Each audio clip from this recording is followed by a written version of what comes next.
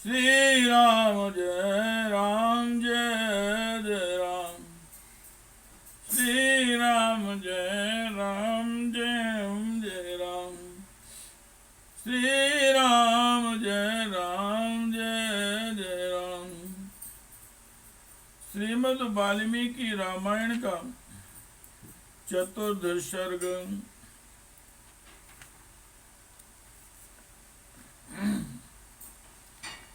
श्री राम को राज्य देने का निश्चय करके राज्य का सुमंत्र द्वारा पुनः श्री राम को बुलवाकर उन्हें आवश्यक बातें बताना, श्री राम का कौशल्या के भवन में जाकर माता को यह समाचार बताना और माता से आशीर्वाद पाकर लक्ष्मण जी को से प्रेम पूर्वक वार्तालाप करके अपने महल में जाना।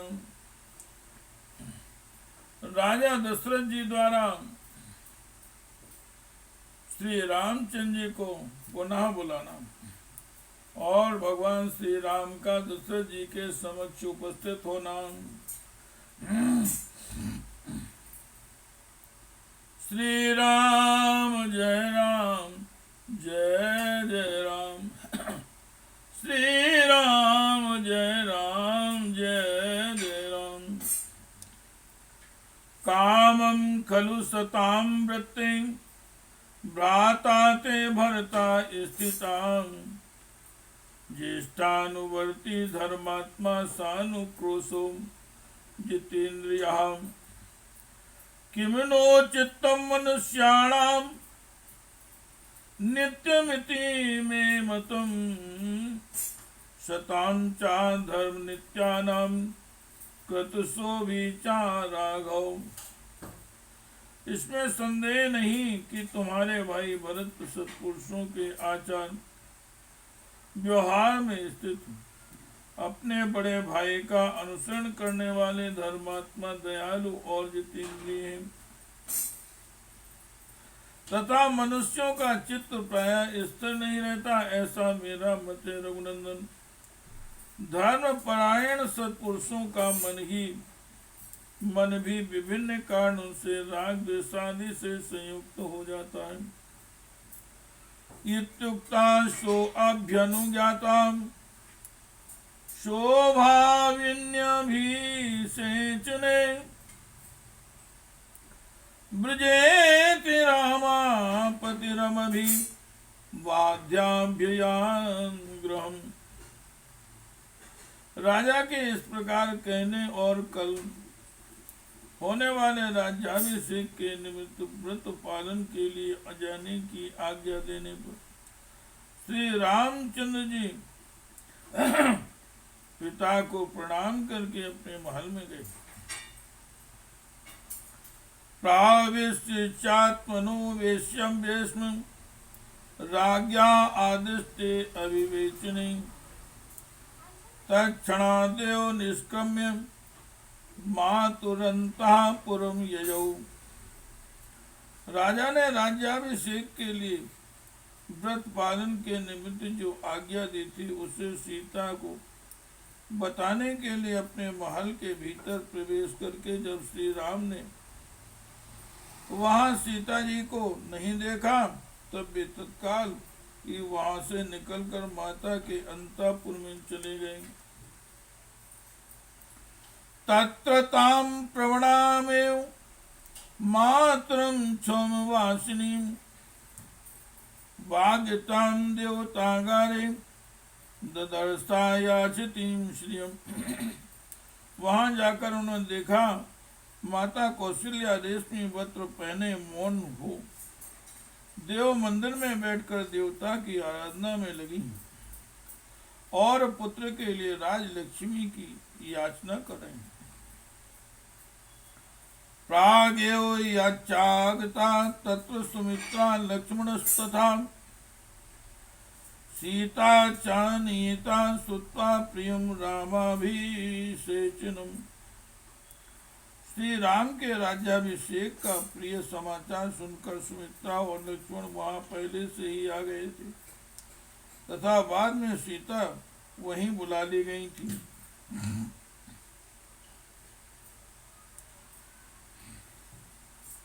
तस्मिन् काले अपि कौसल्यां तस्थावामीलितेक्षुणां सुमित्रायान् वास्यमान सीत्या लक्ष्मणीं च। श्री रामचंद्र जी जब वहां पहुंचे उस समय भी कौशल्या नेत्र बंद किए ध्यान लगाए बैठी थी और सुमित्रा, सीता तथा लक्ष्मण उनकी सेवा में खड़े थे।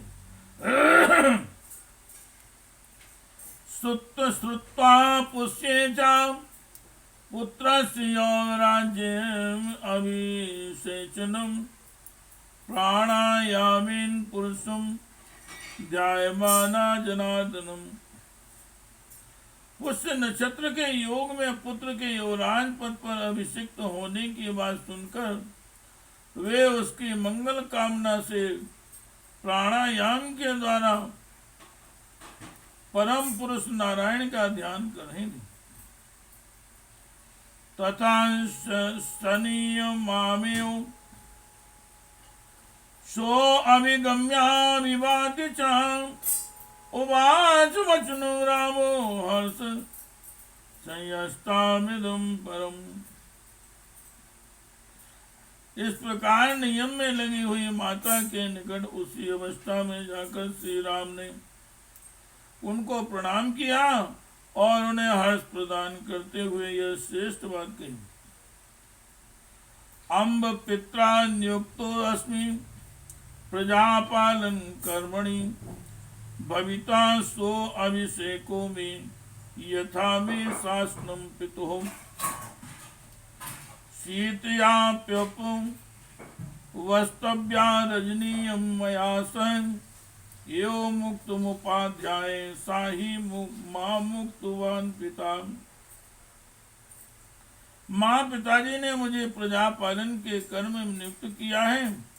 कल मेरा अभिषेक होगा जैसे कि मेरे लिए पिताजी का आदेश है।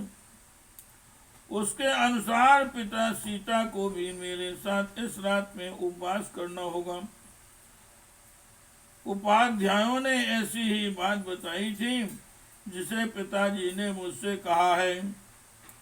यानि यानि यत्र योगानि स्वभाविन्यभिषेचिते सेचने तानि में मंगलान्यद्यम वैदेह्याश्चौकारय। अतः कल होने वाले अभिषेक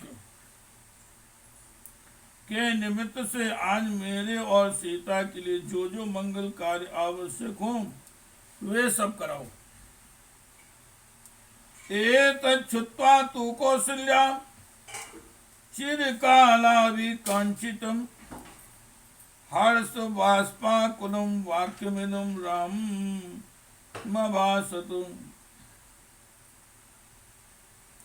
चिरकाल से माता के हृदय में जिस बात की अभिलाषा थी उसकी पूर्ति को सूचित करने वाली यह बात सुनकर माता कौशल्या ने आनंद के आंसू बहाते हुए गदगद कंठ से इस प्रकार कहा।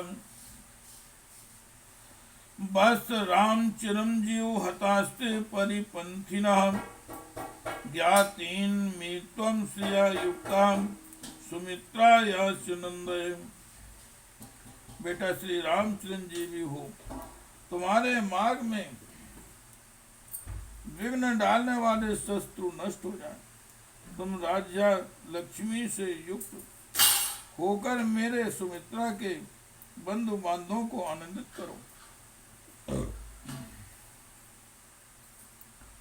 कल्याणे वत नक्षत्रे मया जातो असि पुत्रक येन त्वया दशरथो गुणेराराधिता पिता। बेटा तुम मेरे द्वारा किसी मंगलमय नक्षत्र में उत्पन्न हुए थे जिससे तुमने अपने गुणों द्वारा पिता दशरथ को प्रसन्न कर लिया है। अमोघम बत में शांतम पुरुषे पुष्करे क्षणे ये मिक्ष्वाकुराज श्री पुत्र त्वाम संश्रयस्यति। बड़े हर्ष की बात है कि मैंने कमल नयन भगवान विष्णु की प्रसन्नता के लिए तो व्रत उपवास आदि किया था, वह आज सफल हो गया।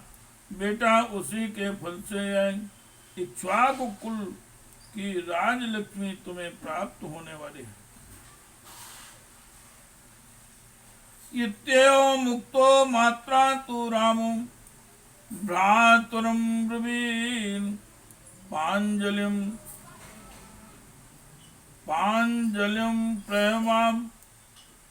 प्रहोमासीनं बिभीक्ष स्मयन्यो।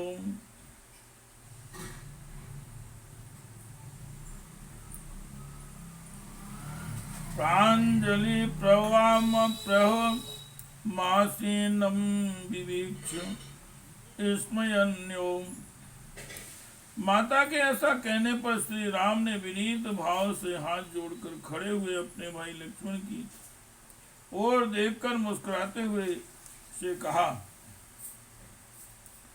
लक्ष्मणे मां मया सार्धं प्रसादितुं वसुन्धरां द्वितीयं मे अनन्तरात्मानं त्वामियं श्रीरूपस्थिताम्।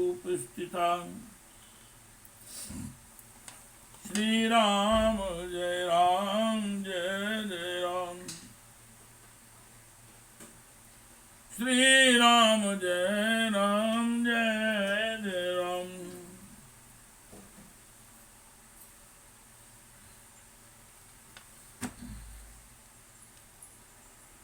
लक्ष्मण, तुम मेरे साथ इस पृथ्वी के राज्य का शासन पालन करो। तुम मेरे द्वितीय अंतरात्मा हो, यह राजलक्ष्मी तुम्ही को प्राप्त हो रही है। सौमित्रे भुंक्षो भोगास्त्वमिष्टान् राजफलानि चाम जीवितं चापि राज्यं च त्वदर्थमभिकामये। सुमित्रा नंदन, तुम अभीष्ट भोगों और राज्य के श्रेष्ठ फलों का उपभोग करो। तुम्हारे लिए ही मैं इस जीवन का ये राज्य की अभिलाषा करता हूँ। इत्युक्त्वा लक्ष्मणं रामो मातरां विभाभिवाद्य च अभ्यनुज्ञाप्य सीतां च ययौ स्वं चान्वेषणम्। लक्ष्मण से ऐसा कहकर श्री राम ने दोनों माताओं को प्रणाम किया और सीता को भी साथ चलने के लिए आज्ञा दिलाकर वे उनको लिए हुए अपने महल में चले गए। इत्यार्षे श्रीमद् रामायणे वाल्मीकि आदि काव्ये अयोध्या कांडे चतुर्थ सर्गः। इस प्रकार वाल्मीकि निर्मित आर्ष रामायणवादी काव्य के अयोध्या कांड में चौथा सर्ग पूरा हुआ। श्री राम जय राम। श्री राम जय जय राम। श्री राम जय जय राम। श्री